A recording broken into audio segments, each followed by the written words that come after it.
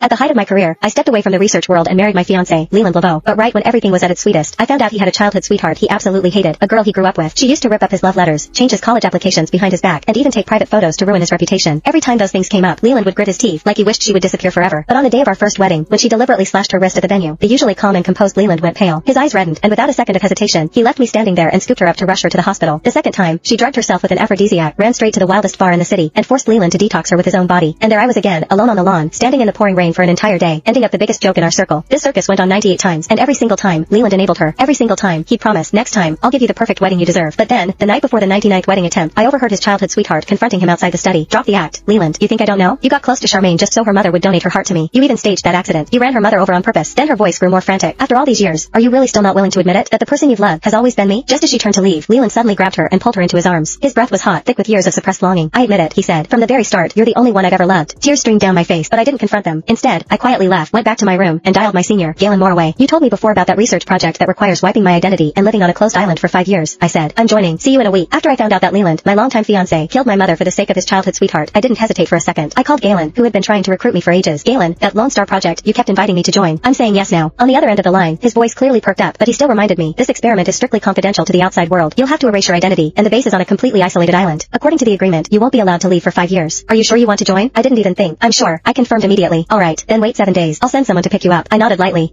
See you in a week. The moment I hung up, my body just gave out and I collapsed onto the floor. As all the memories of the past years with Leland resurfaced, I felt like the punchline of a very cruel joke. Back then, I was the rising star of earth sciences, a prodigy in the research world, yet I chose to retire at my peak. All because Leland filled the entire Santa Barbara coastline with 99 million crystal roses and proposed to me. It was also the first time I learned from Leland's friends that he had a childhood sweetheart he grew up with but basically hated, Shauna O'Clair. She used to tear up all the love letters in his drawer, force kiss him in front of girls who had a crush on him to scare off anyone else in school who wanted to confess. During the SAT applications, she even secretly changed his choices to match hers, causing him to miss out on the university he dreamed of for years. The most outrageous thing she ever did was when she drugged him, took intimate photos of the two of them, and spread them everywhere in their circle, completely ruining his reputation. After the scandal broke, her parents immediately sent that troublemaker daughter of theirs abroad to hide until things cooled down. When I found out, I couldn't hold back my frustration. I went straight to confront Leland, but the moment he heard Shauna's name, he showed pure disgust and disdain. Just hearing her name ruins my day, he said. Good thing that vicious woman left the country. If she knew we were about to get married, who knows what she'd pull on me. Seeing my uneasiness, he pulled me into his arms and kissed me gently to reassure me. Babe, don't listen to people's nonsense. All that crap is in the past. I only have you in my heart now. He reassured me. We're getting married soon. From now on, there's no place for her in my life. Hearing his explanations again and again, I finally settled down. But I never imagined that just 2 days later, after he publicly announced nationwide that we were getting married, Shauna actually rushed back from abroad in a frenzy. That day, she barged straight into his shareholders meeting, ignoring that he was still presenting. Right in front of me and everyone else, she threw herself onto him, kissing and biting him like a madwoman. She not only ripped his shirt apart, but also sank her teeth hard into his chest, leaving a circle of bite marks. Leland was furious and humiliated. He shoved her away, but she only laughed even more wildly. You dare get married before me, Leland? Dream on, she explained. I've marked you mine now. Let's see if your little fiancé still wants you. Then she shot me a blatantly provocative look, and right there in public, she declared that as long as Leland tried to marry before she did, she would never let things go his way.